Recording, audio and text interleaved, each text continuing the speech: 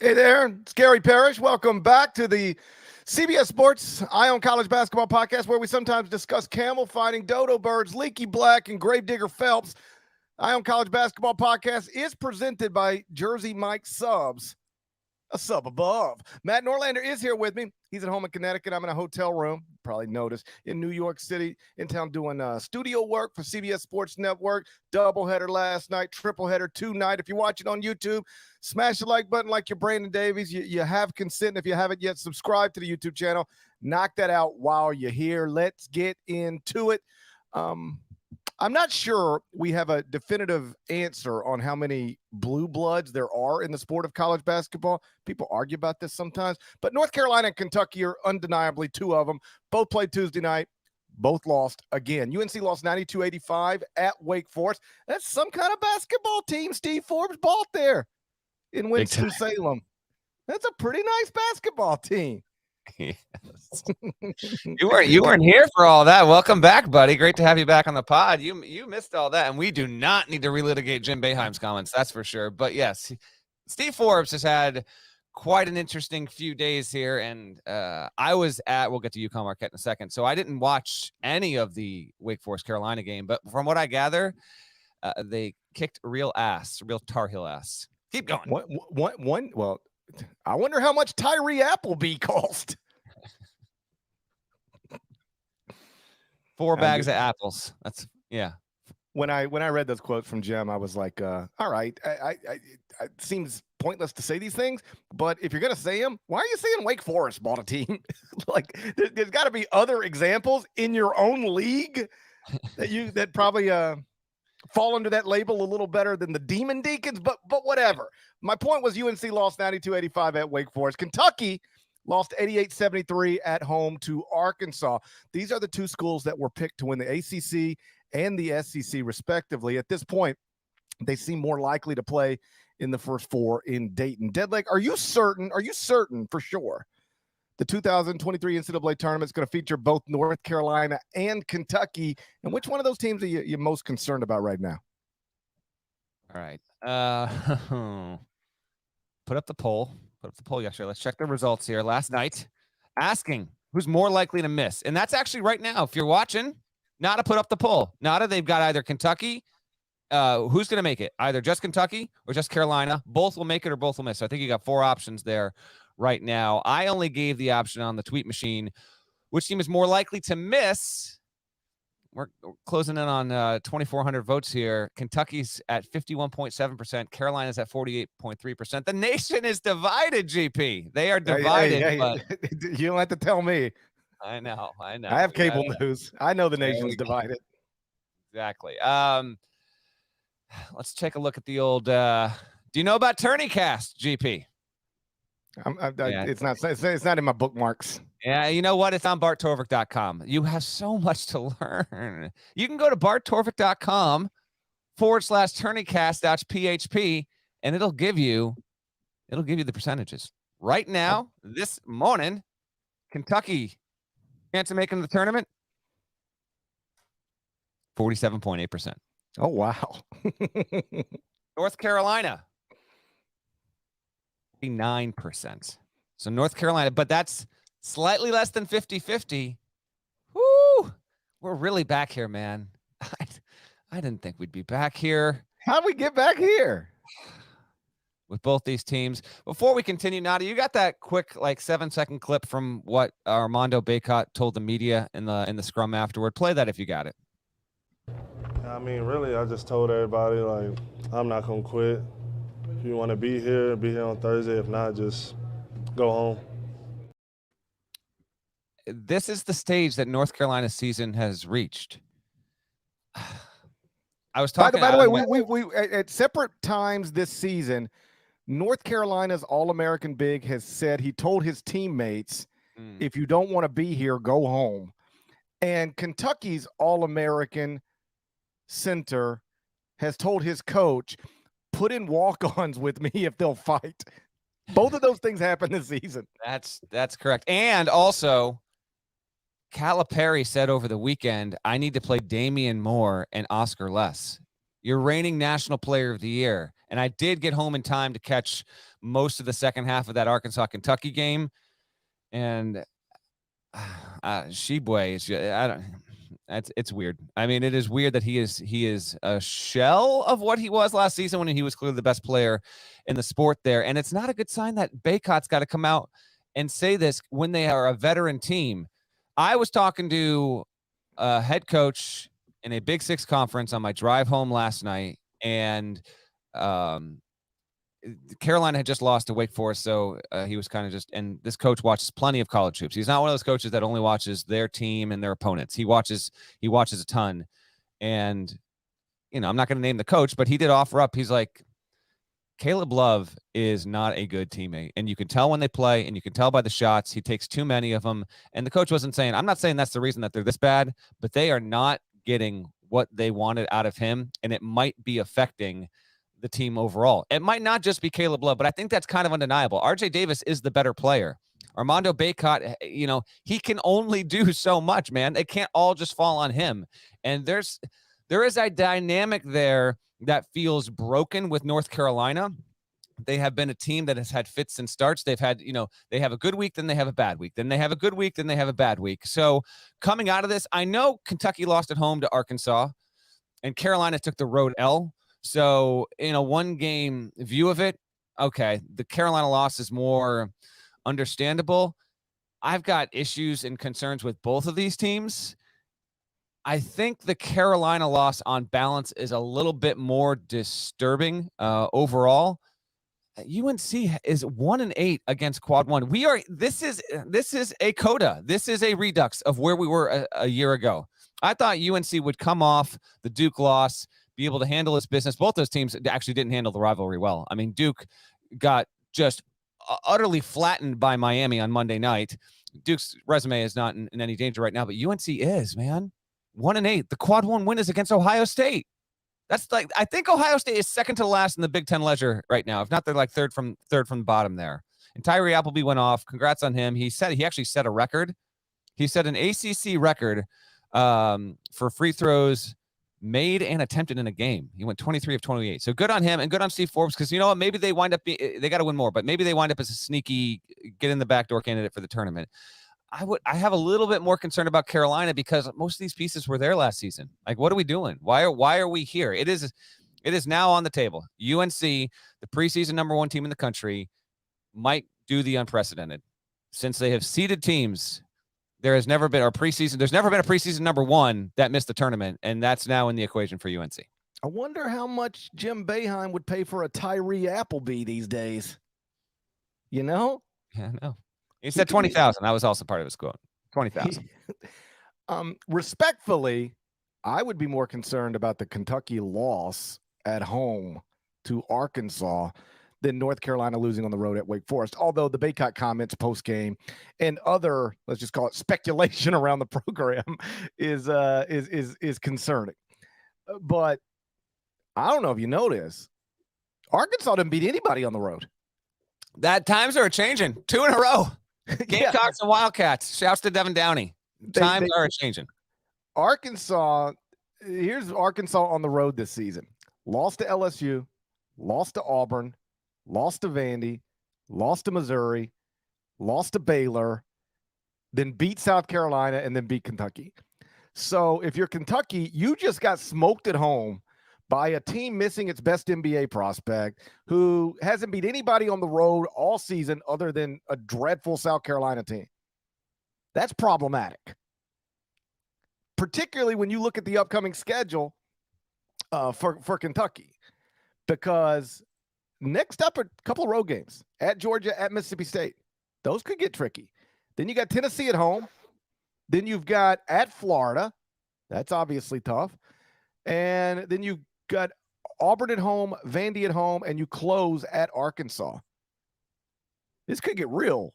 Like KenPom project Kentucky to be 19-12 overall, 10-8 heading into the SEC tournament. If that's good enough, it's barely good enough. What is your verdict right now? Then find us in 5 weeks. Kentucky makes it. Carolina doesn't. Carolina makes it. Kentucky doesn't. They both make it or they both miss. Right now, let's call our shots. What are we doing right now? Are these teams, 2 preseason top 5 teams, are they really both going to miss this tournament, Parrish? Let's wager a Tyree Appleby on this. I will bet you one Tyree Appleby, and I don't have any Tyree Appleby to give. That's the problem. I will bet you a Tyree Appleby. I will just bet you a bag of Connecticut-grown Empire apples. That's what I'll do. What do you got? Any apples down there in Greater Mississippi? Yeah, we have apples. Yeah, apple orchards. I mean, I don't know. I never seen one with my own eyes, but we have apples at the grocery store. You can go get them. You know, what do I need an apple orchard for? I need you in the orchards, trudging through, plucking from the trees, because that's what I'll be doing for you. Boy, if you could ever figure out a way to grow Tyree Applebee's and then sell them to ACC programs, that'd be a business model, you know? Who's going, who's not? I think Carolina's going, Kentucky's not. And these 2 teams were ranked 1st and 4th in the preseason AP poll. Both got first place votes, and right now they're a combined 2 and 15 in quadrant 1 opportunities. That's unimaginable. I mean, I just can't get over. You got Baycott talking to me saying, come see our practice or quit the team. Like, if ever there was a moment of actual true urgency, fight or flight, it's this for Carolina. It is. And the ACC is, here's the thing. Okay, let's bring up these schedules here. The ACC is not a good league. Now, it's got top half, bottom half. I get that. And there's a 3-way tie for first place. Shouts to Jeff Capel's Pitt Panthers, man. Right there with Virginia and Clemson. 3-way tie, 10-3 atop the ACC. But UNC right now is at 7-6. Here's the rest of its schedule. Home to Clemson, home to Miami. Got to have those games. Need to have them. Then, and there was once upon a time, Clemson had it never walked into the Dean Dome. But in recent years, it actually finally ended the drought and got a win. Then it's at NC State, projects as a tournament team. At Notre Dame, road, come on. You got to win that. Home to Virginia, at FSU, home to Duke. There is enough there for UNC to get it done, but you say they're missing it. You say they're not going to get, they're going to pick up enough losses. I think North Carolina will get there. Oh, you think they'll get there? Okay. I think Kentucky will not.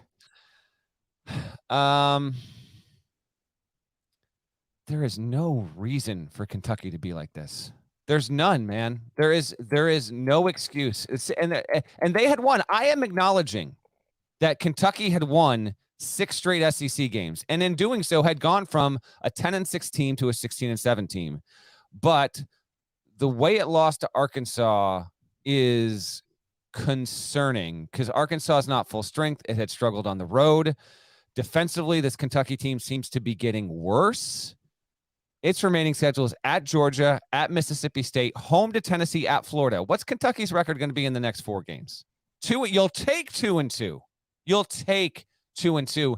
And it's conceivable that 2-2 in that spot doesn't get you better than an 11 seed, 12 line maybe. Really? And then they're home to Auburn, home to Vandy, at Arkansas.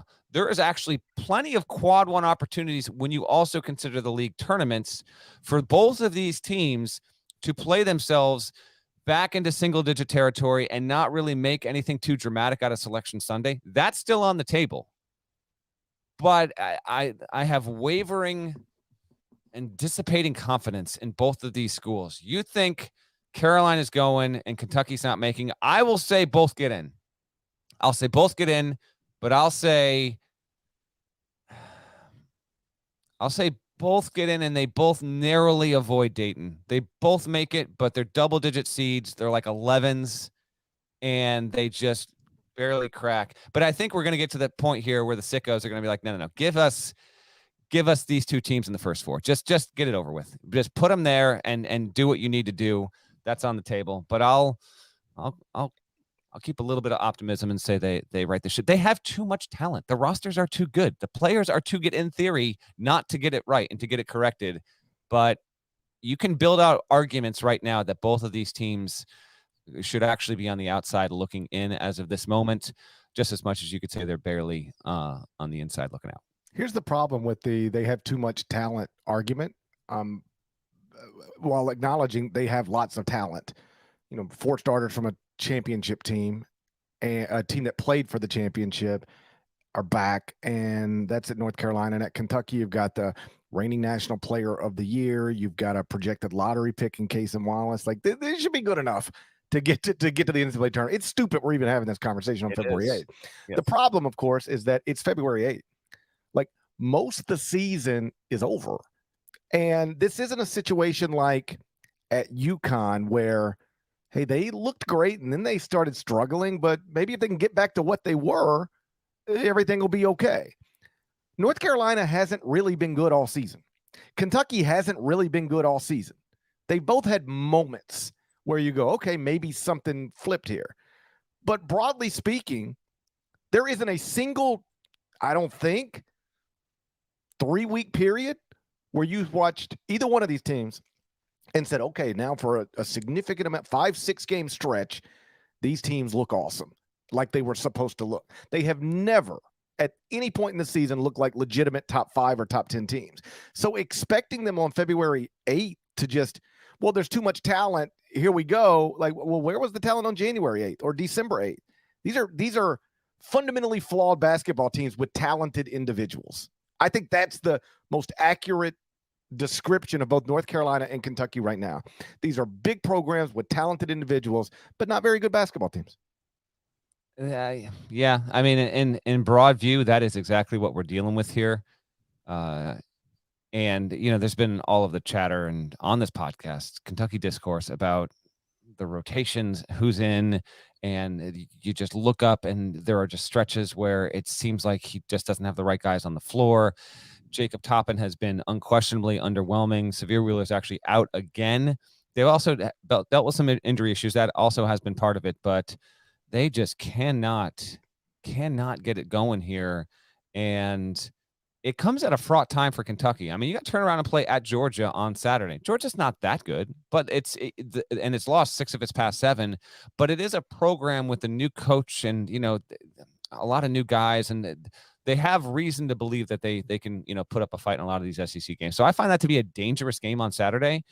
And then they got to go to Mississippi State, was not as good now as it started, but it has proven it can beat good teams. I mean, Mississippi State's coming off wins against TCU and Missouri. It's going to play here Wednesday night at home against LSU. So, it's a little bit slippery upcoming for North Carolina. But yeah, this has become among the most prominent storylines this season. I mean, we're coming off last week was the first time in AP poll history that Kentucky, Duke, Carolina, and Nova, just that 4 combination, at least one of those 4 had been ranked in every single AP poll since the AP Top 25 began, or the AP poll began. It wasn't Top 25 back in the late 40s. Last week was the first time it hadn't been the case. So while Kansas has still been good, UCLA has been good.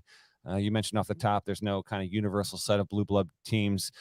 Kansas, Kentucky, Duke, Carolina, UCLA, Indiana, Villanova, Louisville would probably be my 8. I know there's going to be a couple schools just on the outside. Those, from a traditional standpoint, if you really dig into the stats and the history of those universities, the win percentages, the Final Fours, conference championships, all that would probably be my 8. If you want to knock off Nova and Louisville, say they're only 6. We had this whole conversation during last year's Final Four. Go ahead and find it. I was on a heater for like 15 minutes to start one of those episodes. So we're not going to do that again. But the point I'm making here is that a lot of these big time brand programs, and if you even want to include, like, Michigan State wasn't expected to be a top 15 team, but it's been up and down. That's been part of it. Kentucky and Carolina are the face of it. Kentucky preseason top 5 team, reigning national player of the year is back. We look up and they're fighting for their tournament lives in the second week of February. UNC makes a title run. It's a preseason number 1 team. Most everyone comes back. Preseason All-American and Armando Bacot fighting for its tournament life in the second week of February there. And I don't want to hear my last thing, and then we can move the hell on. I don't want to hear last year was a fluke. Parrish has said it multiple times on the podcast. We don't need to tell it to you again. The data empirically shows that for the better part of 2 months, North Carolina performed as a top 10 team in the country last season. It wasn't like they won at Cameron and they played a couple of ACC tournament games and then they flipped the switch. It is way more than that. If you actually dig into the numbers, Carolina, yes, it had a tournament resume of a bubble team at the end of January, early February, but it did switch that.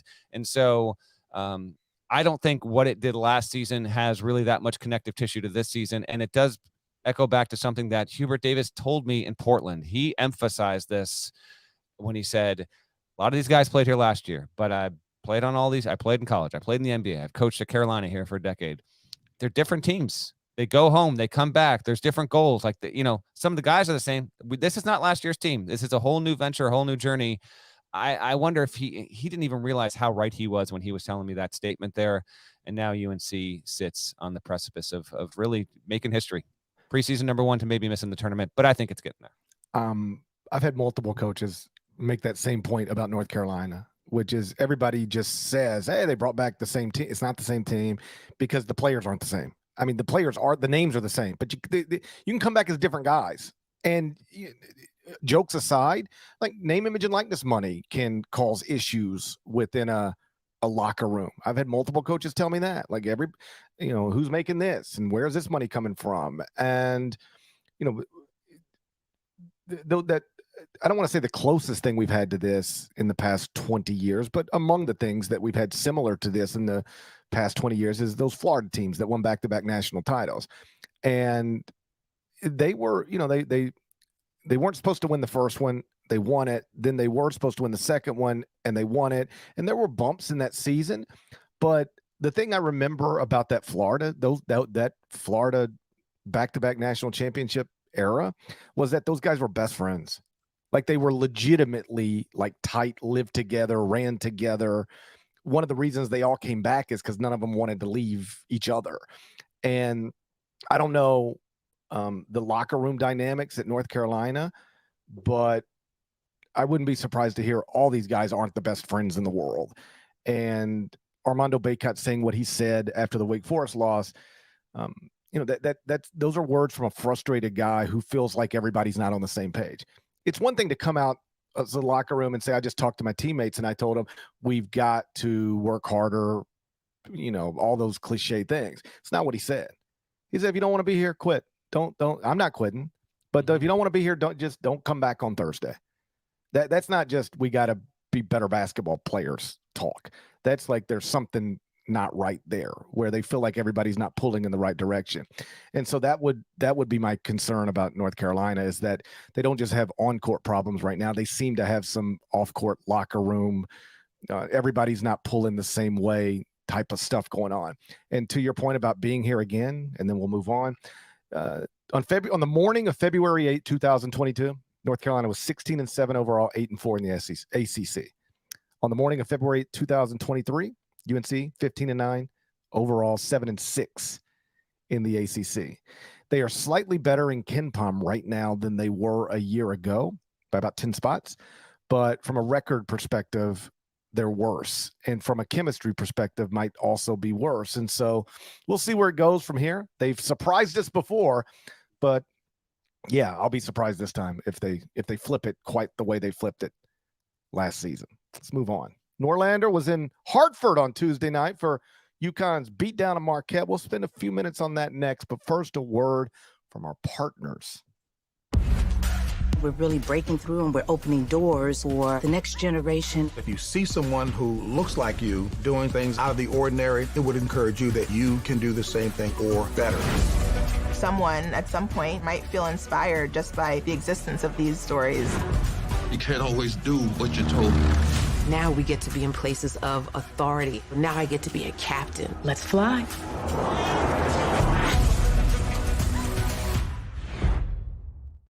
So Norlander was in Hartford on Tuesday night for UConn's pretty dominant win over Marquette. It looks like the Huskies have figured out whatever they needed to figure out. As we touched on in a previous episode, yeah, there was a stretch after starting 14-0 where they went 2-6 over an 8-game span, but 3 of those 6 losses, half of them, were road losses to top 40 net teams. And when we ran the data over at barttorvik.com, what we showed was that even in that 2-6 stretch, UConn was still performing like a top 26 team in the country.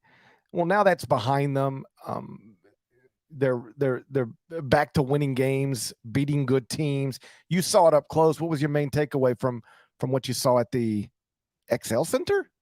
XL Center, indeed. Yeah. And by the way, tourneycast at Torvik, UConn, 100% to make the tournament. 100%. So rest easy, UConn fans. You got a nice little win there. What you just brought up, I talked with Hurley about real briefly on his way out, and was making the point that the losses, like a lot, like he doesn't want the losses, but, all of them except the St. John's one. He said something along the lines of like, the St. John's loss, Matt, you just play it back through your mind, and it just doesn't make any sense. And I agree. It doesn't make any sense. You lost 85-74 at home to St. John's.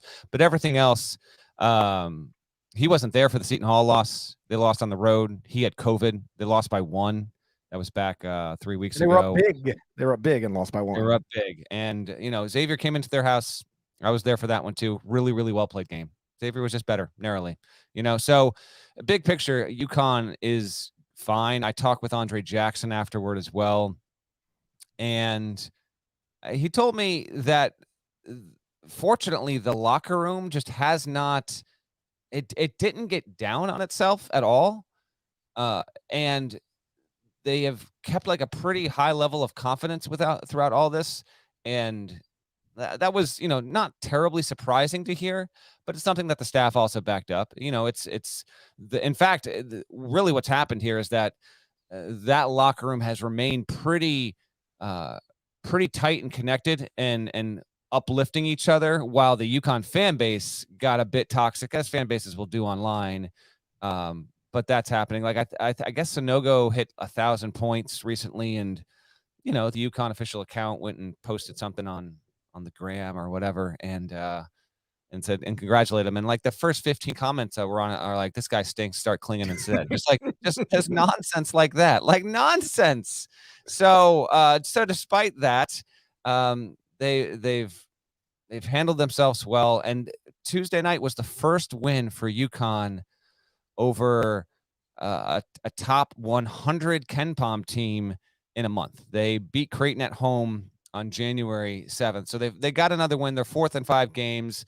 They looked good. XL Center was popping, and I kind of wondered going in if I said to myself, and I was talking to someone else beforehand, if they are what we think they are, and that is a top 15 team, they're close to what they were at the start of the season, then they don't mess around tonight. They just take care of Marquette, and damn did they ever. Jordan Hawkins hit the first 3 of the game, first bucket of the game, first possession of the game, and it really did set the tone. He was tremendous. I tweeted out, Jordan Hawkins has ready for MSG and March energy, and he absolutely does. He finished with 20 points. UConn just has so many weapons, man. Tristan Newton didn't even play a good game on defense, and he had the second triple-double this season. He's the first, this is mind-blowing, he is the first UConn player ever to have 2 triple-doubles in one season on the men's side. The only other UConn player ever to have multiple triple-doubles is Shabazz Napier. So just a stunning little bit of trivia there from the UConn end of it. And then I talked with Shaka afterward. Some stuff that I'll write about either later this month and early March, so we'll have to wait on that. But he admitted, like, UConn, the way they played, this was late November, early December, UConn, and said, listen, the way UConn was playing tonight, not a lot of teams are coming into this building and beating that team, which I completely agree with. He said they were like that 14-0 number 2 in the country UConn team.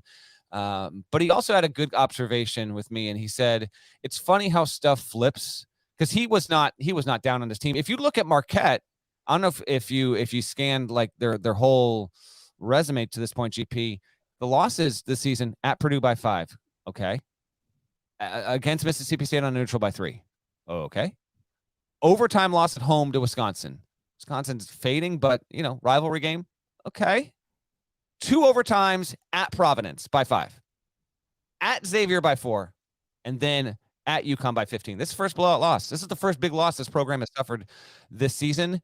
Shaka was not in the least bit concerned about it. Said the locker room after wasn't down on itself. And he was like, remember back in the preseason? We got picked 9th by the media and by the coaches. And you would have thought, like, this game here, like, UConn would have certainly been favored, but Marquette was the higher ranked team in this game. And how the perception of what Marquette is and what UConn is kind of swapped positions over the past month.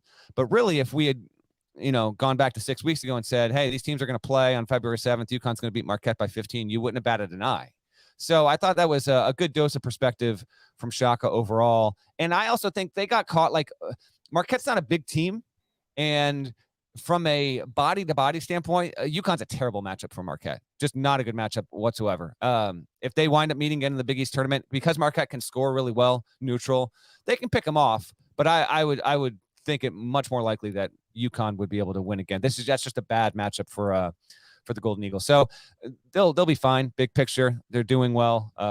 And I thought it was really important for UConn to get a win of that nature to kind of state again just how dangerous it can be. It's 6 at Ken Pom, and I said this a couple weeks ago before it got to this point. I still feel like at its best, that's the most dangerous team in the conference. And when we get to the start of the Big East tournament, I feel like I might be most prone to pick the Huskies to win that bracket just because of everything they have, and they're getting better defensively.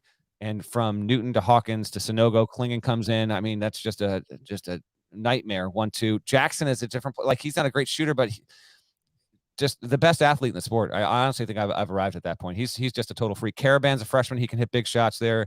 And you had even a good game from Naheem Aline. So it was good stuff. Good stuff from the Huskies in Hartford on Tuesday. Like UConn is probably not going to win the Big East at this point because the Huskies are 8-6 in the league, and Xavier's sitting up there 11-2, alone in first because Marquette drops to 11-3 after the Tuesday night loss. But tell me if you agree with this. Forget the records, forget the conference standings. If this Big East team plays at its best, it's the best in the Big East. I think that's UConn. I think it's UConn. Right. Yes. But I think it's UConn, but I think Xavier is the most dependable team. And I think Creighton can beat any team in the league. Big East is awesome, man. Now it's going to send Xavier, UConn, Marquette, Providence, likely Creighton to the tournament. And then you got to see if like Seton Hall can break through or not. It might only send 5. And there's the bottom half is not that good, but the top is super interesting. And, Shaka's going to win Coach of the Year. The Player of the Year race is super compelling as well. You can say Sanogo. You can say Sule Boom. You can say Bryce Hopkins. You can say Tyler Kolek. Well, one of the Creighton guys wind up getting it.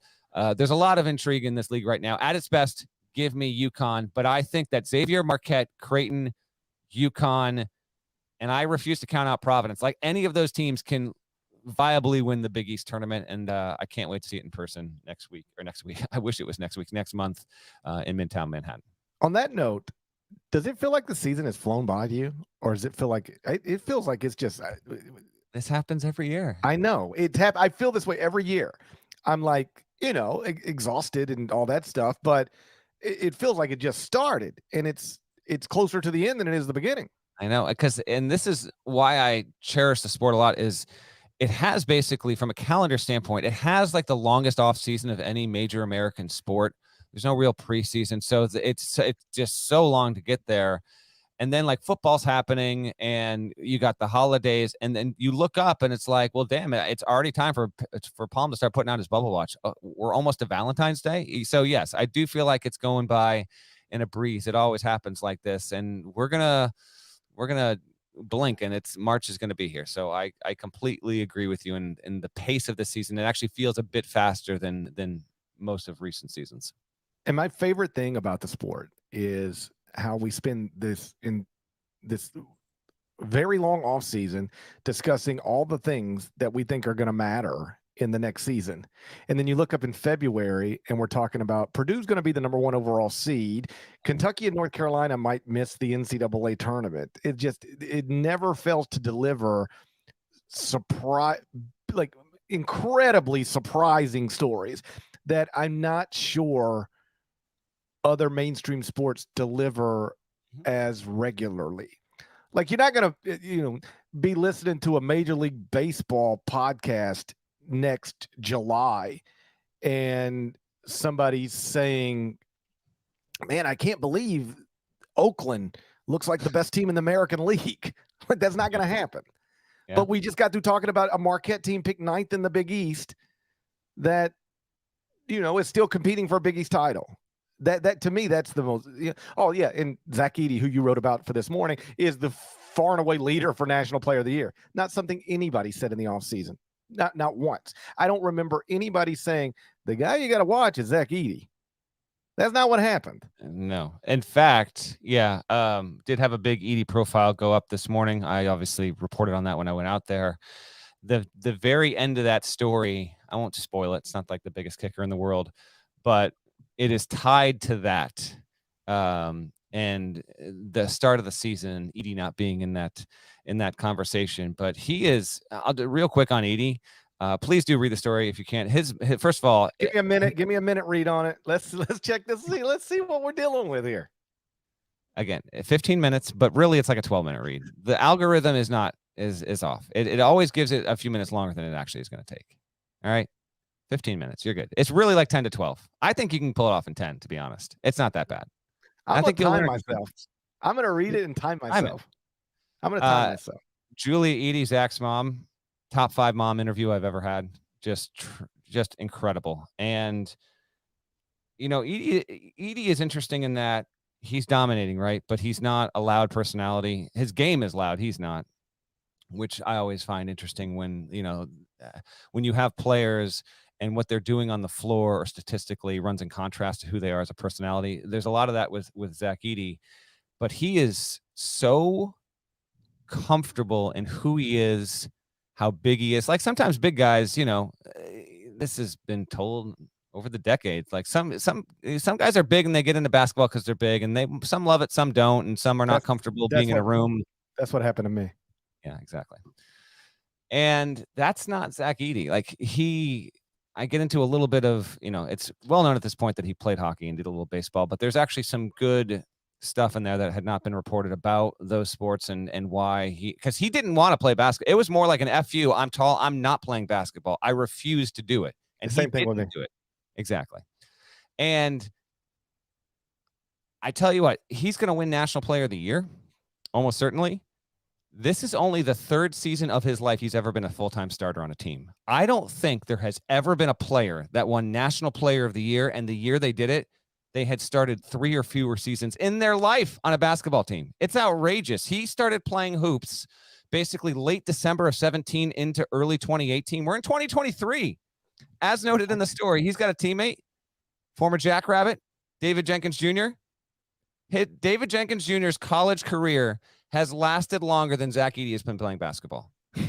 and Zach Edey is the best player in college basketball. It's I was fascinated with his ascent and how he's done this. And so his process is detailed in it. He couldn't, not just because Purdue is great with big men. There is not a coach more perfectly suited to coach, train, be around Edey than Matt Painter. They are a perfect match. And so the story gets into a lot of his process, and he has, like, his routine is maniacal. He has to do 300 hook shots on game days. He has to sleep before a game. He has to have sushi before a game. Exactly. The parallels are, you should have written the story. I'm a lot like, it's all I'm hearing is I'm a lot like Zach Edey. I have to take naps. I need naps. I got into basketball because I was tall. Okay. I'm a lot like so Zach anyway, Edey. it's a peek into him and how he got to this point. And he just does not, he was funny, like talking to him. He doesn't give a damn if you're like, this dude's only 7'4" and he's just dropping in layups. He's like, the point of the game is to put the ball in the basket. Like, and I'm going to keep doing it. And I'm going to power my way through it. Let me write that down real quick. Exactly. He just doesn't care. He doesn't care about style points. Just gets it done. So we'll put the link in the description and give that Edey feature a read if you could. He was really good to sit down with. Also, one thing that didn't make the story is he said, I intentionally I try to be as boring as possible in front of the mic, especially on camera. Like, I don't want to say anything exciting. I want to be boring, but just to let people know, like, I'm not a robot. The way he said it was really funny, but there wasn't a place to put it in the story. But he is extremely very self-aware, and it was good stuff. Okay. He grabbed the mic after the loss to Indiana. That was a rare bit of it. He's even starting to come out of his shell just a little bit as well. Okay. I discovered David Jenkins Jr., by the way. I know you did. I know. I know. I had him pegged as the heir apparent to Mike Dahm as a Summit League Player of the Year. Had that. And here we are 35 years later, and he has played everywhere in the country. I know. But he's found his home. He found his home. He found his home. All right, let's get to the past 2 nights. But before we get to the games, I have to play this for you. Okay? I couldn't help but perk my head up as I was reading through some stuff. This is courtesy of ESPN. And I think it's courtesy of closet Eye on College basketball listener Scott Van Pelt. You ready for this? Here we go. Deontay Johnson to Tyke Green. And it's a 10-point lead. And Kansas State's going to win this one going away. One more time, Noel. Here it comes. Youngsters, especially Arkansas fans that are watching, you remember a guy named Dillard? Anthony Dillard used to shoot from the snout back in the day. That reminds me of that. Noel had 18 and 7 assists. Kansas State by 21. Are you kidding me right now? There is no shot SVP is pulling Anthony Dillard from the snout off the top of his dome. Well, first, it's Al Dillard, I think. Okay. Did he say Anthony? Yeah, I think he said Anthony. Okay. But that happens. Try talking on TV every night. You're try right. Talking on TV every night. You'll get a name wrong, everyone. You'll get a name wrong. It is unavoidable. But listen, SVP, we appreciate you listening. From the snout was the giveaway. Come on. Agreed? Verdict in? I invented from the snout. Same year I discovered David Jenkins Jr. From the snout. So Scott Van Pelt, one of us. That's all I got. Oh, I know he's one of us. I've known that for a long time. Elsewhere around the sport over the past couple of days, Kansas beat Texas to stay in contention for the Big 12 title. Virginia snapped NC State's 4-game winning streak. Kansas State blasted the Mike Miles-less TCU Horned Frogs. Indiana improved to 7-1 in its past 8. Victory over Rutgers. You mentioned Duke got blasted by Miami. Nevada won at New Mexico to improve to 8-6 in the first 2 quadrants with 0 additional losses. Any thoughts on any of that or anything else before we look ahead to the next couple of days? Let me hit you on Nevada. Where are they in your rankings, and do you think they've got the best resume that people don't realize is a good resume in the sport right now? If I did a top 25 and 2, they're not there. They would be in. Oh, I thought you'd have them in. They're literally the first team out. And I came close to putting them in. The problem with it's not a problem with them. They're having a great season. The problem is if you look at and this is the thing I don't know that we'll ever have a clear answer on this. But the problem with a lot of these Mountain West teams, the good ones, they're only beating each other. So what does it mean? All right, fair. Yeah. No, so you look at Nevada and it's like, oh wow, they got a nice, and you're like, yeah, they just beat these other. I've had 3 different Mountain West schools just bouncing in and out of the 20s of the top 25 and 1 for weeks now. I think what's true with that league is they've got 5 legitimately good teams, but I emphasize the word good. I'm not sure any of them are great, except for maybe San Diego State. They're certainly the strongest in the computers. But listen, there's a chance Nevada could be in there Thursday morning, depending on what happens Wednesday night. They literally the first team I left out of the top 25 and 1. Yeah, that was New Mexico's kind of slipped to 5th in the overall hierarchy in that league. Got to get that win on your home floor here. New Mexico's lost 3 of its past 4. Now at Air Force, home Wyoming, at San Jose State, at Boise State. Lobos are going to be on the outside looking in from a tournament perspective in the next 2 weeks, I would anticipate. Still got time to correct that, but I still think, 4 teams is going to be the number here, and New Mexico right now is just 5th in the overall pecking order. San Diego State is the best. Nevada's doing well in quad 1. Boise State and Utah State are 8-3. Meanwhile, New Mexico has no chance at winning the Mountain West. It's now 6-5, 3 games behind San Diego State. By the way, Nada, you got that video? The buzzer beater? Bring it on up. I think you got it. Let's see it.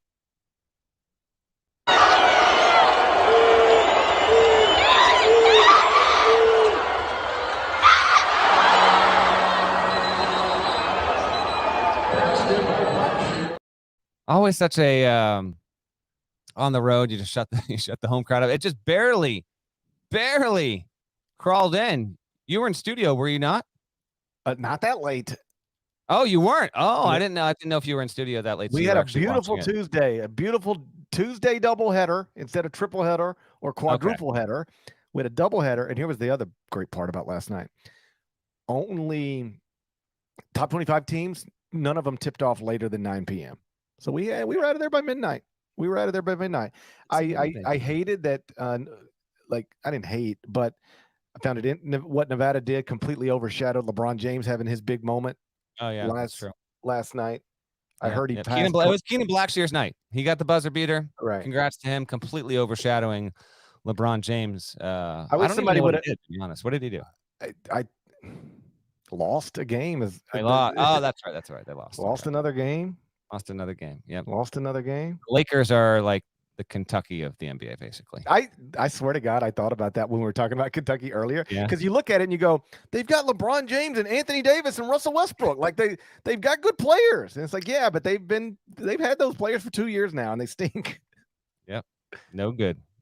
All right, real quick tour through this. Miami's better than Duke. And Miami almost beat Duke at Cameron. And then maybe it was a little bit of a hangover from the Carolina game, and Duke's still not full strength. But I just want to acknowledge Jim Larinaga, which, by the way, Jim Larinaga breaking out his money clip, showing the cash on the sideline, like 36 hours after Jim Boeheim's talking about.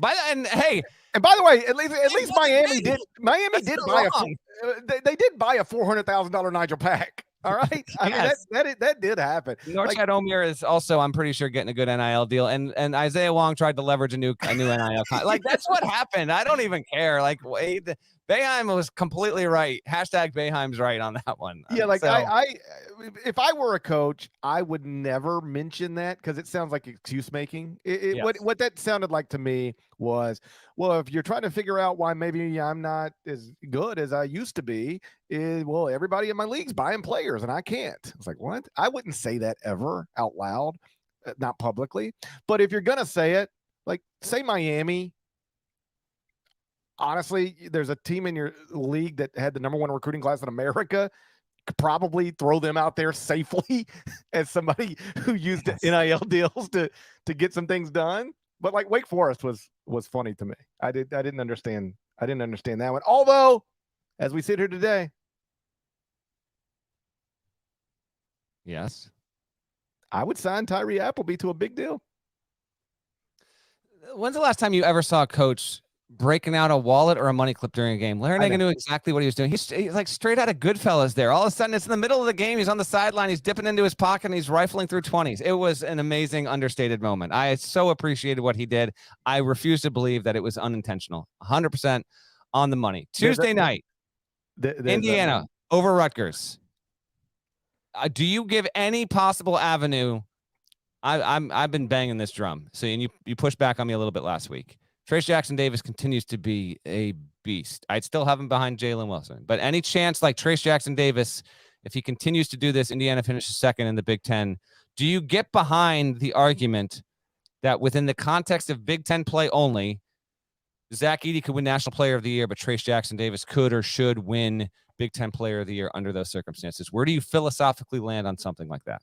If you are the National Player of the Year, you are your conference's Player of the Year. Anything other than that's nonsensical. Okay.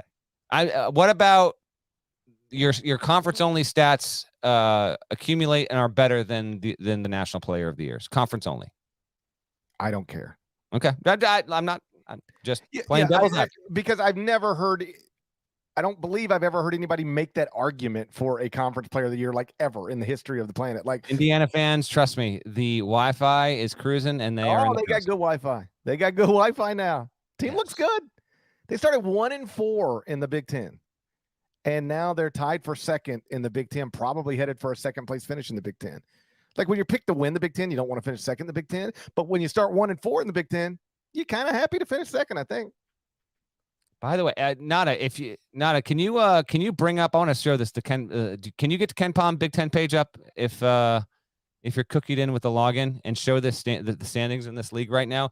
Indiana by beating Rutgers, which lost Mawat Mag for the season, starting forward there. So Rutgers is going to be a man down, but still going to make the tournament. That game was essentially for bragging rights on second place in the Big Ten, not to mention a standings position overall. Purdue is back to having a 3-game lead in the conference there. Rutgers would have been standalone in the Big Ten had it been able to go into assembly and winning, but it didn't. So the teams wind up splitting there. And because of that, right now, I'll bring it up here. The Big Ten it's a bog, man. You've got Purdue at 11-2. Indiana and Rutgers are 8-5, and they just split. And then Illinois 7-5, Iowa 7-5, Michigan 7-5, Northwestern 7-5, Maryland 7-6, Michigan State 7-6. Oh, the probabilities on how these teams actually wind up landing with their seeding and all that good stuff is, I mean, it's a dart throw in the dark, blindfolded, going behind your back at this point. It is wild. So those results from the past two nights have actually made it even murkier in the Big Ten race for second place. And yeah, good win for IU, and Trace Jackson Davis is a borderline lock for first team All-American at this point. I'm not seeing an avenue for him not landing there, given the way that he has played. He has been a man possessed for the past 6 weeks. Yeah, like if I were turning in a National Player of the Year ballot right now, he might be second on it. I think you could reasonably Wilson. Yeah, him or Jalen Wilson, I think. You could reasonably put him second, but he would have to be second. I'm not saying there's no way anybody can pass Zach Edey, but I will insist there's no way anybody could be ahead of Zach Edey right now. Look ahead to the next couple of days. Nothing too great. 0 games over the next couple of days between two ranked opponents. But on Wednesday night, we do have Creighton at Seton Hall, Tennessee at Vanderbilt, Iowa State at West Virginia, Florida at Alabama. On CBS Sports Network on Wednesday night, we got a triple header: Hofstra at Northeastern, Georgetown at Providence, San Diego State at Utah State. So another good Mountain West game there. On Thursday night, there's Iowa at Purdue, St. Mary's at Loyola Marymount. What are you looking most forward to over the next couple of nights? On Wednesday, I'd say my most intriguing game of Wednesday,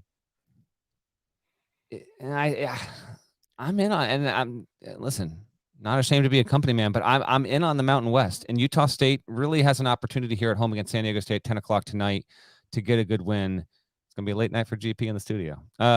So that's probably it. But I'll tell you what, West Virginia's lurking out there right now. Projected in the field by plenty, 14-9, home against Iowa State. This is a good spot for Bob Huggins' team. So let's see what Iowa State does on the road. Another team that is at home that has a really good opportunity to bolster its tournament resume and kind of needs the win in order to really get there is Seton Hall hosting Creighton. Creighton going to go on the road. Creighton's going to play home to UConn this weekend there. So see if it's looking ahead or not overall. Another team that's, kind of similar to Seton Hall, but has been going the wrong way as of late. Penn State hosts Wisconsin tonight. Like, Nittany Lions need to get that kind of win. Micah Shrewsbury's like getting some buzz over, being a viable candidate at places like Notre Dame, Georgetown Open. Might that be a spot for him as well? But gotta close strong here on the season to increase your chances. So that's a good one for them. And then one to maybe just keep an eye on. Like, I think Bama will beat Florida.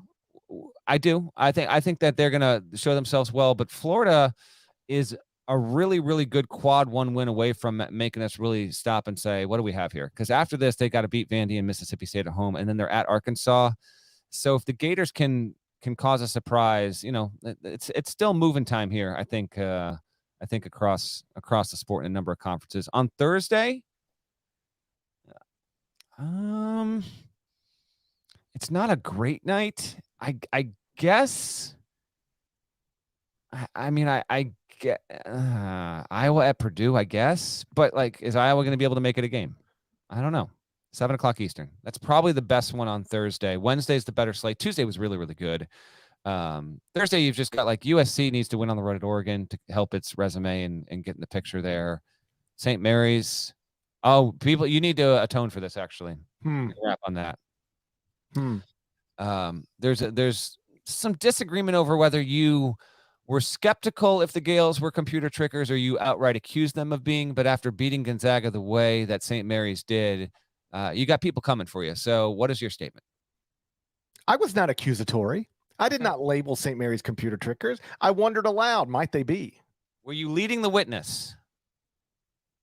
I just wondered a lot. Sometimes I just wonder aloud, you know? Sometimes I just think about things. And I was And that's just something I was thinking about. And do you not think about it anymore? I still think about it a little bit. Oh, I still okay. think about it sometimes. I mean, what'd they do? Barely beat a Gonzaga team that lost to Loyola Marymount? You love framing these things in all sorts of ways. Aiden Mahaney is that guy. I think St. Mary's is good. I wonder if I'm wondering again. This is me wondering again. Joel in the chat goes, GP, quote, just asking questions, end quote, going to end up in a very dark part of YouTube. He's not wrong. Boy, You're about to get ready to be traded to the Mavericks right now, man. This is how I get Kyrie to listen to the Eye on College Basketball podcast. I just wonder about things out loud. I'm not saying. I'm just wondering. Yeah. I do wonder, is St. Mary's as good as its predictive metrics suggest? The resume's not, but perhaps the basketball team is. We'll see. We'll see. But I did not.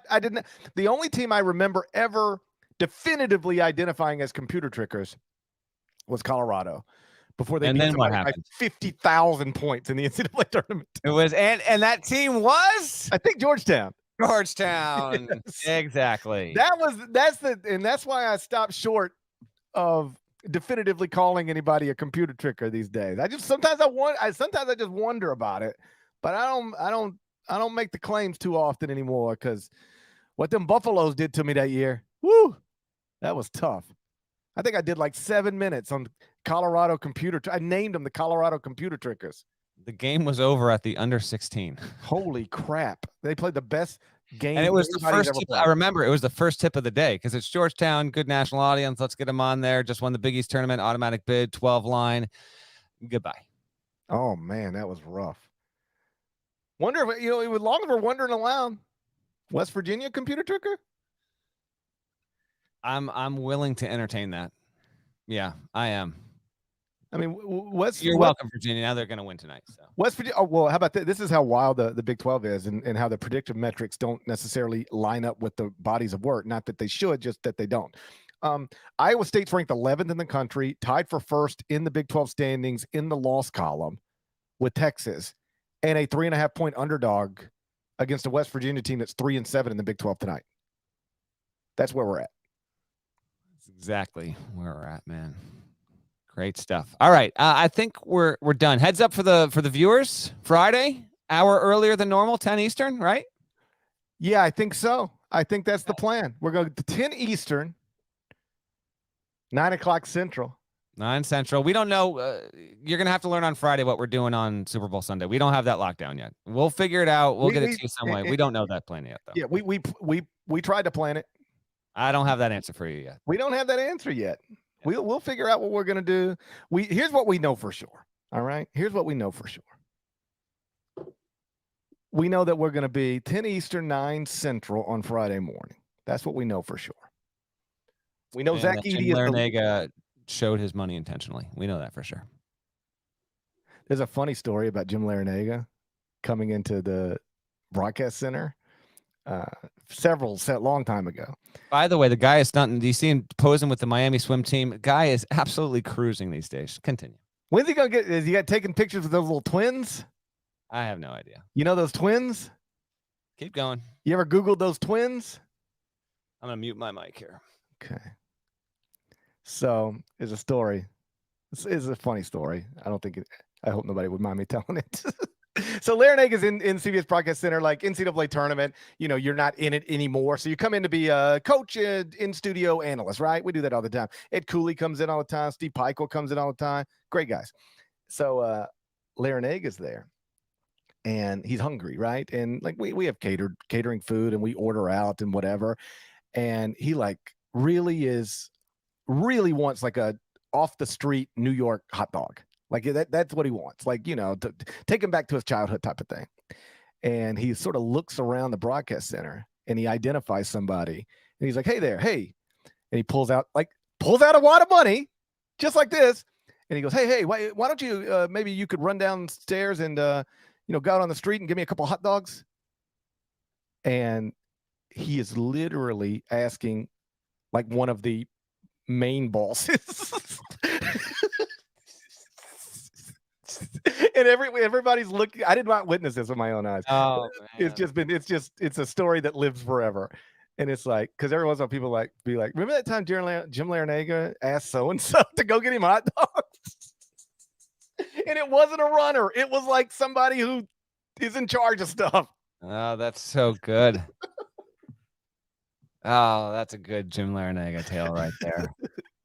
Jim Larinaga, man. He's one of those guys. He's just great stuff. We're glad to see him thriving these days. Well, like in all seriousness, you start talking about the older ACC coaches. We lost Roy, we lost Kay, Leonard. Well, we didn't lose them. They retired. They're still with us. Are you? I'm sure. Have you seen Coach K lately? As of today, I haven't, but I feel like if that wasn't the case, we would have been notified. So I'm going to keep them right here on the soil amongst us. Yes. Okay. We lost them from the sport. Roy, Kay, Leonard Hamilton having a rough second straight year at Florida State. We've been over the Jim Boeheim stuff, and yet there's Jim Larinaga, money clip and all, still rocking and rolling, top 25. Like a badass right down there in Miami. He deserves some hot dogs, if you ask me, plus a Tyree Appleby. Give that guy his hot dogs. Miami, it's a good team. Elite Eight last season. They've got a chance, I think, at another deep run. All right, let's get out of here. Shouts to Devin Downey. Shouts to Chester, South Carolina. Shouts to Huck. Shouts to Larnell. Thank you guys once again for listening. Eye on College Basketball Podcast. If you're not subscribed, please go subscribe anywhere you subscribe to podcasts, including Apple Podcasts and Spotify. At Apple, type some nice words, 5-star review, leave comments. There's more of us than there are of them. Make sure that's reflected in the Apple Podcast reviews. And like we said, we're going to talk to you 10 a.m. Eastern, 9 a.m. Central on Friday. Till then, take care.